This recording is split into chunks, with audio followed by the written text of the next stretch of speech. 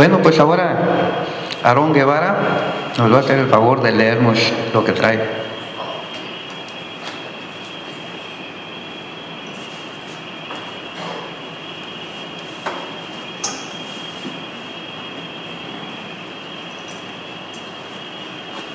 Muy buenas noches. He traído para leer un escrito de Mario Vargas Llosa que se titula Un liberal en el siglo de oro,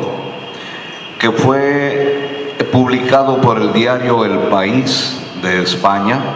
el domingo 19 de septiembre del 2004. Es referente a la obra de la literatura universal, Don Quijote, el ingenioso hidalgo Don Quijote de la Mancha. Antes de leerlo, tengo por aquí un dato que Don Quijote fue la primera obra genuinamente desmitificadora de la tradición caballeresca y cortés por el tratamiento burlesco que da a la misma. Representa la primera obra literaria que se puede clasificar como novela moderna y también la primera novela polifónica, y como tal ejerció un influjo abrumador en toda la narrativa europea posterior. En el año 2002, y a petición del Club de Libros, se realizó una lista con las mejores obras literarias de la historia. Esta sería realizada con las votaciones de 100 grandes escritores de 54 nacionalidades distintas, apareciendo las obras en estricto orden alfabético, para que no prevaleciese ninguna obra sobre otra, pero por unanimidad se hizo una excepción con Don Quijote, que encabezó la lista, siendo citada como el mejor trabajo literario jamás escrito. Bien, Don Quijote de la Mancha es, al mismo tiempo que una novela sobre la ficción, un canto a la libertad. Conviene detenerse un momento a reflexionar sobre la famosísima frase de Don Quijote a Sancho Panza: la libertad, Sancho, es uno de los más preciosos dones que a los hombres dieron los cielos. Con ella no pueden igualarse los tesoros que encierra la tierra, ni el mar encubre. Por la libertad, así como por la honra, se puede y debe aventurar la vida, y por el contrario, el cautiverio es el mayor mal que puede venir a los hombres. Detrás de la frase y del personaje de ficción que la pronuncia, asoma la silueta del propio Miguel de Cervantes, que sabía muy bien de lo que hablaba. Los 5 años que pasó cautivo de los moros en Argel, y las 3 veces que estuvo en la cárcel de España por deudas y acusaciones de malos manejos, cuando era inspector de contribuciones en Andalucía para la Armada, debían de haber aguzado en él, como en pocos, un apetito de libertad y un horror a la falta de ella, que impregna de autenticidad y fuerza a aquella frase y da un sesgo particular a la historia del ingenioso hidalgo. ¿Qué idea de la libertad se hace Don Quijote? La misma que, a partir del siglo XVIII, se harán en Europa los llamados liberales. La libertad es la soberanía de un individuo para decidir su vida sin presiones ni condicionamientos, en exclusiva función de su inteligencia y voluntad. Es decir, lo que varios siglos más tarde un Isaías Berlín definiría como libertad negativa, la de estar libre de interferencias y coacciones para pensar, expresarse y actuar. Lo que anida en el corazón de esta idea de la libertad es una desconfianza profunda de la autoridad, de los desafueros que puede cometer el poder, todo poder. Recordemos que el Quijote pronuncia esta alabanza exaltada de la libertad apenas parte de los dominios de los anónimos duques, donde ha sido tratado a cuerpo de rey por ese exuberante señor del castillo, la encarnación misma del poder. Pero en los halagos y mimos de que fue objeto, el ingenioso hidalgo percibió un invisible corcel que amenazaba y rebajaba su libertad porque no lo gozaba con la libertad que lo gozaría si los regalos y la abundancia que se volcaron sobre él fueran míos. El supuesto de esta afirmación es que el fundamento de la libertad es la propiedad privada y que el verdadero gozo solo es completo si al gozar una persona no ve recortada su capacidad de iniciativa, su libertad de pensar y de actuar. Porque las obligaciones de las recompensas de los beneficios y mercedes recibidos son ataduras que no dejan cambiar al ánimo libre. Venturoso aquel a quien el cielo dio un pedazo de pan sin que le quede obligación de agradecerlo a otro que al mismo cielo. No puede ser más claro, la libertad es individual y requiere un nivel mínimo de prosperidad para ser real, porque quien es pobre y depende de la dádiva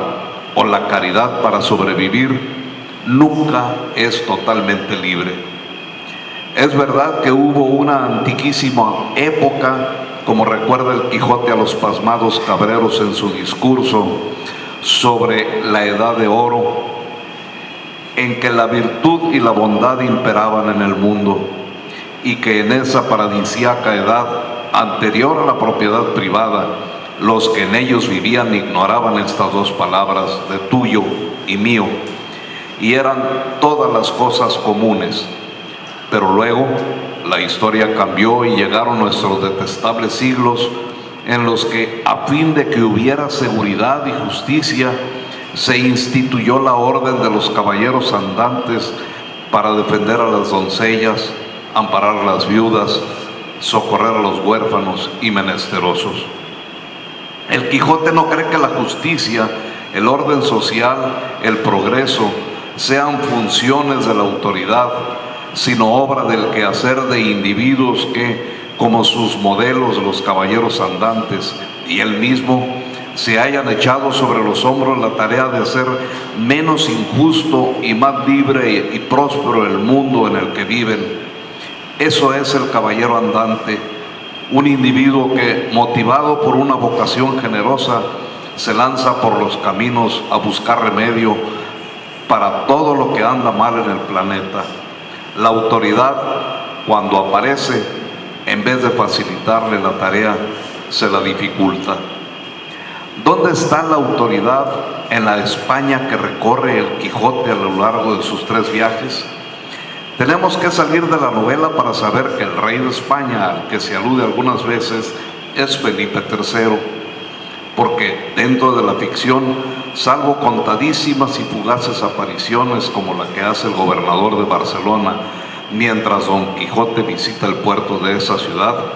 las autoridades brillan por su ausencia. Y las instituciones que la encarnan, como la Santísima Hermandad, cuerpo de justicia en el mundo rural, de la que se tiene anuncio durante las correrías de Don Quijote y Sancho, son mencionadas más bien como algo lejano, oscuro y peligroso. Don Quijote no tiene el menor reparo en enfrentarse a la autoridad y en desafiar las leyes cuando éstas chocan con su propia concepción de la justicia y de la libertad. En su primera salida se enfrenta al rico Juan Aldudo, un vecino del Quintanar que está azotando a uno de sus mozos porque le pierde sus ovejas, algo a lo que, según las bárbaras costumbres de la época, tenía perfecto derecho. Pero este derecho es intolerable para el manchego, que rescata al mozo reparando así lo que cree un abuso. Apenas parte, Juan Aldudo, pese a sus promesas en contrario, vuelve a azotar a Andrés hasta dejarlo moribundo. Como en este, la novela está llena de episodios donde la visión individualista y libérrima de la justicia lleva al temerario hidalgo a desacatar los poderes, las leyes y los usos establecidos en nombre de lo que es para él un imperativo moral superior. La aventura donde Don Quijote lleva su espíritu libertario a un extremo poco menos que suicida, delatando que su idea de la libertad anticipa también algunos aspectos de la de los pensadores anarquistas de 2 siglos más tarde, Es una de las más célebres de la novela. La liberación de los 12 delincuentes, entre ellos el siniestro Ginés de Pasamonte, el futuro maese Pedro, que fuerza el ingenioso Hidalgo, pese a estar perfectamente consciente por boca de ellos mismos que se trata de rufiancillos condenados por sus fechorías a ir a remar a las galeras del rey. Las razones que aduce para su abierto desafío a la autoridad: no es bien que los hombres honrados sean verdugos de los otros hombres, disimulan apenas en su vaguedad las verdaderas motivaciones que transpiran de una conducta que en este tema es de una gran coherencia a lo largo de toda la novela. Su desmedido amor a la libertad, que él, si hay que elegir, antepone incluso a la justicia, y su profundo recelo a la autoridad, que para él no es la garantía de lo que llama de manera ambigua la justicia distributiva, expresión en la que hay que entrever un anhelo igualitarista que contrapesa por momentos su ideal libertario. En este episodio, como para que no quede la menor duda de lo insumiso y libre que es su pensamiento, el Quijote hace un elogio del oficio del alcahuete, oficio de discretos y necesarísimo en la república bien ordenada, indignado de que se haya condenado a galeras por ejercerlo a un viejo que, a su juicio, por practicar la tercería, debería más bien haber sido enviado a mandallas y a ser general de ellas. Quien se atrevía a rebelarse de manera tan manifiesta contra la corrección política y moral imperante era un loco sui generis, que no solo cuando hablaba de las novelas de caballerías decía y hacía cosas que cuestionaban las raíces de la sociedad en que vivía. ¿Cuál es la imagen de España que se levanta de las páginas de la novela cervantina? La de un mundo vasto y diverso, sin fronteras geográficas, constituido por un archipiélago de comunidades, aldeas y pueblos a los que los personajes dan el nombre de patrias. Es una imagen muy semejante a aquella que las novelas de caballerías trazan de los imperios o reinos donde suceden. Ese género que supuestamente Cervantes quiso ridiculizar con Don Quijote de la Mancha, más bien le rindió un soberbio homenaje, y una de sus grandes proezas literarias consistió en actualizarlo, rescatando de él, mediante el juego y el humor, todo lo que en la narrativa caballeresca podía sobrevivir y aclimatarse a los valores sociales y artísticos de una época, el siglo XVII, muy distinta de aquella en la que había nacido. A lo largo de sus 3 salidas, el Quijote recorre la Mancha y parte de Aragón y Cataluña, pero por la procedencia de muchos personajes y referencias a lugares y cosas en el curso de la narración y de los diálogos, España aparece como un espacio mucho más vasto, cohesionado en su diversidad geográfica y cultural, y de unas inciertas fronteras que parecen definirse en función no de territorios y demarcaciones administrativas,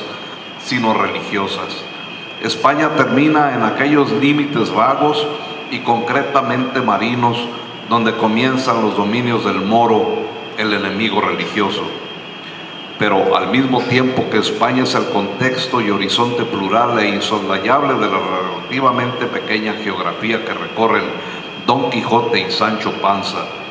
lo que resalta y se exhibe con gran color y simpatía es la patria, ese espacio concreto y humano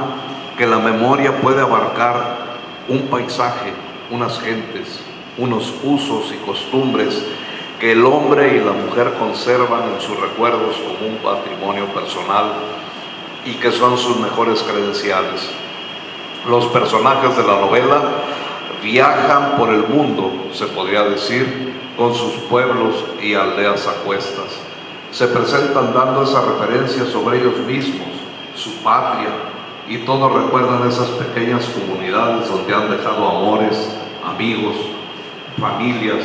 viviendas y animales con irreprimible nostalgia. Cuando al cabo del tercer viaje, después de tantas aventuras, Sancho Panza divisa su aldea, cae de rodillas y conmovido exclama: abre los ojos, deseada patria, y mira que vuelve Sancho Panza, tu hijo. Como con el paso del tiempo, esta idea de patria iría desmaterializándose y acercándose cada vez más a la idea de nación, que solo nace en el siglo XIX, hasta confundirse con ella, conviene precisar que las patrias del Quijote no tienen nada que ver y son más bien írritas a ese concepto abstracto, general, esquemático y esencialmente político que es el de nación y que está en la raíz de todos los nacionalismos. Una ideología colectivista que pretende definir a los individuos por su pertenencia a un conglomerado humano al que ciertos rasgos característicos, la raza, la lengua, la religión, habrían impuesto una personalidad específica y diferenciable de las otras. Esta concepción está en las antípodas del individualismo exaltado del que hace gala Don Quijote y quienes lo acompañan en la novela de Cervantes. Un mundo en el que el patriotismo es un sentimiento generoso y positivo de amor al terruño y a los suyos, a la memoria y al pasado familiar, y no una manera de diferenciarse, excluirse y elevar fronteras contra los otros. La España del Quijote no tiene fronteras y es un mundo plural y abigarrado de incontables patrias que se abre al mundo de afuera y se confunde con él a la vez que abre sus puertas a los que vienen a ella de otros lares, siempre y cuando lo hagan en son de paz y salven de algún modo el escollo, insuperable para la mentalidad contrarreformista de la época, de la religión,